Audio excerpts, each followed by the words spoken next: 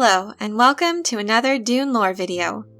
The newest attempt to adapt Frank Herbert's intricate and captivating novel is on its way this winter. This novel has received much acclaim for Herbert's world-building skills, creating such rich background and depth to the characters featured within. In this video, I'd like to examine one such character, the strong and enigmatic Lady Jessica. Lady Jessica is a member of the Bene Gesserit sisterhood and the concubine and sole companion of Duke Leto Atreides. First, let's take a look at who the Bene Gesserit are and the role they play in the story. From the very first line in the Book of Dune, we are introduced to the Bene Gesserit. It reads, "In the week before their departure to Arrakis, when all the final scurrying about had reached a nearly unbearable frenzy, an old crone came to visit the mother of the boy, Paul." Excellent opening line. The old crone that comes to visit Lady Jessica and her son is Reverend Mother Gaius Helen Mohiam of the Bene Gesserit, Jessica's former teacher. It is her conversations with Lady Jessica and her son Paul that quickly immerse the reader into Frank Herbert's world. I can't help but marvel at his approach to storytelling. Right away, we delve into this universe set far into mankind's future, where the social and political landscape has undergone a great upheaval. Frank Herbert specifically wanted to delve into mankind's development without the focus being on the technology of the future. What results is a complex look into how humanity and its institutions could change over great periods of time. When the story of Dune begins, the old Reverend Mother paints a picture of the present political landscape for us. She speaks of the time in history when mankind had turned their thinking over to machines, and thus were enslaved by them.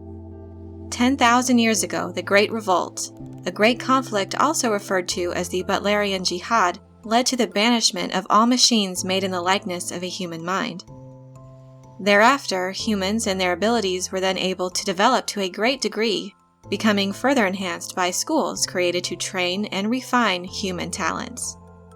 One of these schools was the Order of the Bene Gesserit, a powerful and ancient female organization who exert great power over the religious, social, and political structure of the universe. To outsiders, their order exists to serve the Empire. The Reverend Mother herself serves as the Emperor's truthsayer, which is basically a human lie detector. Their various talents are extremely useful to those in power. These women are superior in hand-to-hand combat. They are able to influence people by using voice modulation. They are supremely disciplined in mastering control over every fiber of their being, even being able to alter their blood flow and body temperature. They can identify and render poisons harmless within their bodies. And the most important to the Order is their ability to control the sex of their offspring. It is their secret intent to produce a super being called the Kwisatz Haderach, which means the one who can be many places at once. This messiah of sorts would possess all the superhuman abilities of the sisterhood, abilities which also include being able to access the genetic memories of their female ancestors. However, the memories of their male ancestors they are forbidden to access, and they are actually in great fear of what would happen if they made the attempt.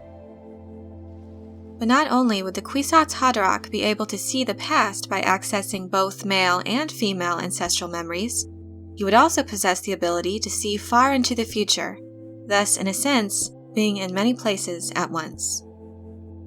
All these years of breeding specific genetic traits and political maneuvering was intended for the Bene Gesserit to have control over this super being, and thus the sisterhood would have a more direct control over the direction of humanity. Jessica plays a crucial role in the outworking of the sisterhood's plans. She is a product of their breeding program, having been born into the Order. Their plans for her involved becoming the concubine to Duke Leto Atreides. She was then to give birth to a daughter, who would then be married to the Harkonnen heir, Feyd Rautha, and it was their child that was intended to be the Kwisatz Haderach. Jessica, as the intended grandmother of their manufactured messiah, received training in all the ways of the sisterhood. This training was so intense and thorough that even among the Order, she is one of the strongest and most cunning. It's kind of ironic, though, that in this matriarchal institution, there is nothing typically maternal about them. duty always comes first within the Order, and Jessica is ultimately just a means to an end for the Bene Gesserit and their plans. She never had a true family within this sisterhood. She doesn't even know who her parents are. But she was a good and loyal student and did what she was trained to do, and was successful in becoming Duke Leto Atreides' concubine. However, something happened that the Bene Gesserit never could have predicted. Jessica disobeyed the Order, putting her love for Leto ahead of the Bene Gesserit's plans. Yes, genuine love developed between Jessica and Leto, and from that love, she gave him a son, a male heir to carry on the Atreides legacy. Giving birth to a son instead of a daughter now throws into chaos thousands of years of genetic breeding. Paul could end up being the Kwisatz Haderach, as all the required genetic traits are there, but the Bene Gesserit have no idea what the potential consequences of this could be, and they are uncertain if they'll even be able to exercise the needed control over him, such as their plans require. So, needless to say, Jessica and her son Paul are not on the sisterhood's good side when the story of Dune begins. However, the sisterhood have to try and salvage whatever they can of their plan at this most critical juncture. Events have been set in motion against House Atreides. Paul could be their Kwisatz Haderach, but it won't matter if he doesn't survive Arrakis.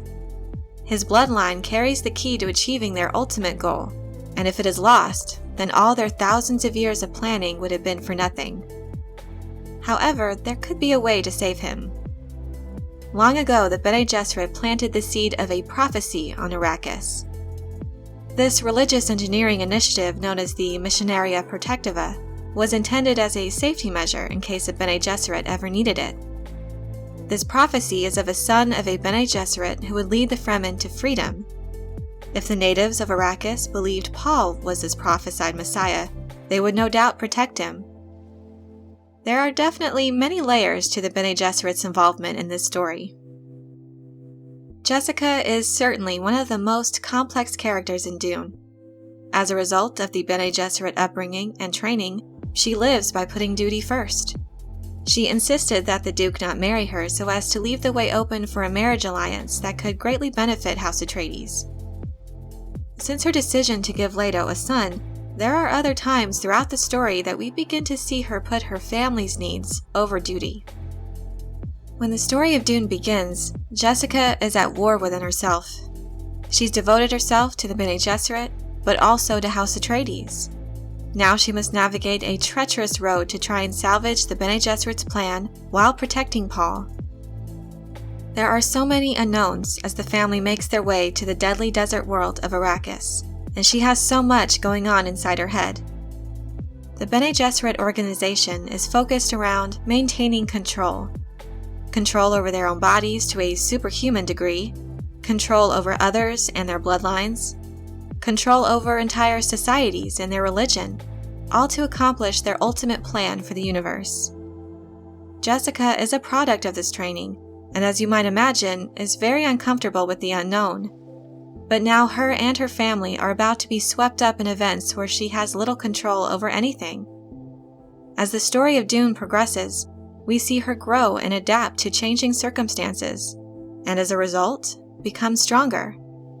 She may have little control over what's about to transpire on Arrakis, but what she can control is her response to it, and she will have to use every bit of her training, her resourcefulness, every tool in her Bene Gesserit tool belt to protect and prepare her son for whatever lies ahead. Lady Jessica can be considered a leading character in this book. She is such a crucial part of the story, and I'm really interested in how she will be portrayed in Villeneuve's adaptation. I really hope the performance lives up to how she's written. This part was portrayed previously by Francesca Annis in the 1984 movie, and by Saskia Reeves in the Sci-Fi Channel miniseries in the year 2000. I actually enjoyed both of these performances. In Denis Villeneuve's new adaptation, Rebecca Ferguson will be playing the role of Lady Jessica. Physically, Jessica is described as a regal beauty. She's tall and slim with an oval face, eyes green and clear as the morning skies of Caladan, and bronze-colored hair. Rebecca Ferguson definitely looks the part, and I'm somewhat confident she'll be able to get the job done.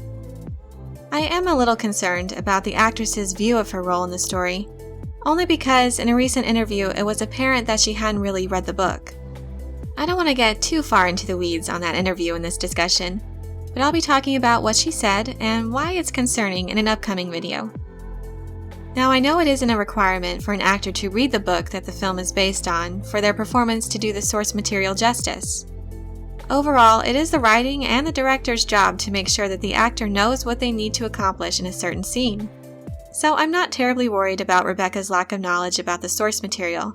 I think even without having read the book, a professional actress like Rebecca definitely has the ability to portray her well on screen. Now, obviously, Lady Jessica has a big role to play in both movies that will cover Frank Herbert's first book. There are definitely some awesome visual scenes that she's involved in that we'll get to enjoy in these films. Ultimately, it just depends on where they decide to end the first film. I'm very much looking forward to finding out when we get to see it this December. I hope you enjoyed this video. Give it a thumbs up if you did, and be sure to subscribe for more Dune and other sci-fi and fantasy content. And let me know your thoughts on the character of Lady Jessica and her casting. And is there another character or topic from the upcoming movie you would like to see me cover? Let me know in the comments below. Thanks so much for your support, and as always, have a very nerdy day.